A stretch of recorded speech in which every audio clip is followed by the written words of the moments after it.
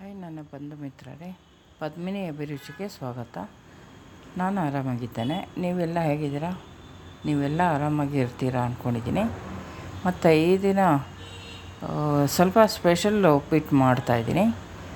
ಅದನ್ನು ಸ್ಪೆಷಲ್ ಅಂದರೆ ಸಬ್ಬಸಿಗೆ ಸೊಪ್ಪು ಹಾಕಿ ಮಾಡೋದು. ಅದು ಸ್ವಲ್ಪ ಚೇಂಜ್ ಇರುತ್ತೆ ಮತ್ತು ಅದ್ರ ಪರಿಮಳ ಬೇರೆ ಥರ ಇರುತ್ತೆ. ಹಾಗಾಗಿ ಅದನ್ನ ಮಾಡ್ತಾಯಿದ್ದೀನಿ.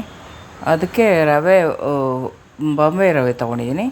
1.5 ಗ್ಲಾಸು ಬಾಂಬೆ ರವೆ ತೊಗೊಂಡು ಅದನ್ನು ಹದವಾಗಿ ಹುರ್ಕೊಂಡು, ಅದು ಹುರಿಯುವಾಗ ಪರಿಮಳ ಬರುತ್ತೆ. ನಾನು ಎಣ್ಣೆ ಹಾಕ್ಕೊಂಡು ಹುರಿಯಲ್ಲ, ಡೈರೆಕ್ಟಾಗಿ ಹಾಗೆ ಹುರಿತೀನಿ. ಎಣ್ಣೆ ಹಾಕ್ಕೊಂಡು ಹುರಿದ್ರೆ ಬೇಗ ಹೊತ್ತೋಗುತ್ತೆ, ಅದಕ್ಕೆ ಎಣ್ಣೆ ಹಾಕ್ಕೊಂಡು ಹುರಿಯಲ್ಲ. ಹಾಗೆ ಹುರಿದೆ. ಈಗ ಒಗ್ಗರಣೆ ಹಾಕ್ತಾಯಿದ್ದೀನಿ. 3 ಸ್ಪೂನು ನಾವು ಕುಕ್ಕಿಂಗ್ ಆಯಿಲ್ ಅಂದರೆ ಕೊಬ್ಬರಿ ಎಣ್ಣೆ ತೊಗೊಂಡಿದ್ದೀನಿ. ಅದಕ್ಕೆ ಸಾಸಿವೆ ಜೀರಿಗೆ ಹಾಕಿ ಚಟಪಟ ಅನ್ನೋವಾಗ ನಾನು ಕಡಲೆಬೇಳೆ ಆಮೇಲೆ ಉದ್ದಿನಬೇಳೆ ಹಾಕಿದೆ.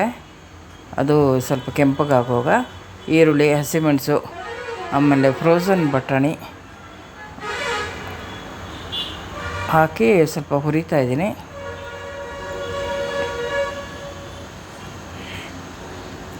ಮತ್ತು ಈರುಳ್ಳಿ ಎಲ್ಲ ಫ್ರೈ ಆಯಿತು. ಸ್ವಲ್ಪ ಟೊಮೆಟೊ ಹಾಕಿ ಸ್ವಲ್ಪ ಮೆತ್ತಗಾಗೋ ಥರ ಅದನ್ನು ಹುರಿತೀನಿ.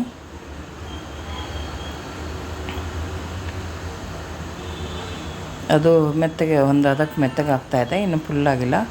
ಈಗ ಅದು ಸಬ್ಬಸಿಗೆ ಸೊಪ್ಪು ಒಂದು ಮುಷ್ಟಿಯಷ್ಟು ಅದನ್ನು ಸಣ್ಣಗೆ ಹೆಚ್ಚಿಟ್ಕೊಂಡು ಇವಾಗ ಮಿಕ್ಸ್ ಮಾಡಿದೆ. ಅದನ್ನು ಫ್ರೈ ಆಗಬೇಕು. ಅದಕ್ಕೆ ಅದ್ರ ಅದೆಲ್ಲ ಎಣ್ಣೆಲಿ ಹೊಂದ್ಕೋಬೇಕು, ಹಸಿ ಇರಬಾರ್ದು. ಹಾಗೆ ಅದಕ್ಕೆ ಉಪ್ಪು ಹಾಕಿದೆ, ಅರಿಶಿನ ಹಾಕಿದೆ. ಈಗ ನಾನು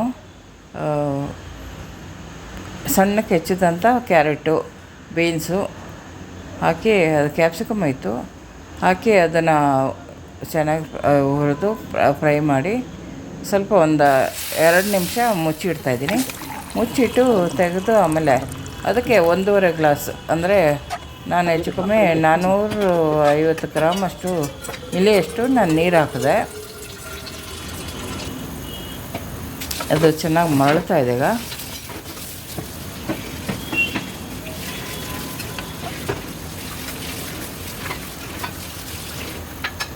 ಚೆನ್ನಾಗಿ ಮರಳಿದ ಮೇಲೆ ನಾವು ಹುರಿದಂಥ ರವೆನ ಹಾಕಬೇಕು.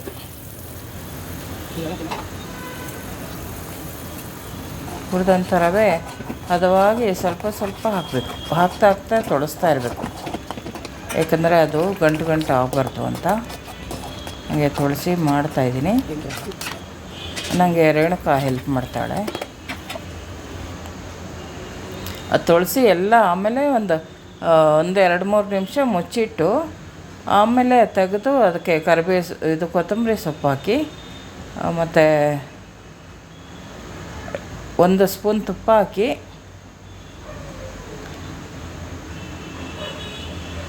ನಿಂಬೆಹಣ್ಣು ಅರ್ಧ ಹೋಳು ಹಿಂಡಿದ್ದೆ. ಈಗ ಕಾಯಿ ಸುಳಿನ ಸ್ವಲ್ಪ ಒಂದು ಬಟ್ಲಷ್ಟು ಹಾಕಿ ಅದನ್ನು ಮಿಕ್ಸ್ ಮಾಡಿ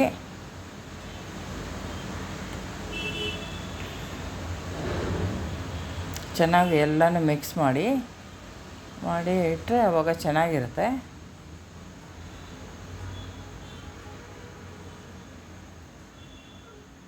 ಈಗ ರೆಡಿ ಆಯಿತು. ನೀವು ಹೀಗೆ ಮಾಡಿ ನೋಡಿ.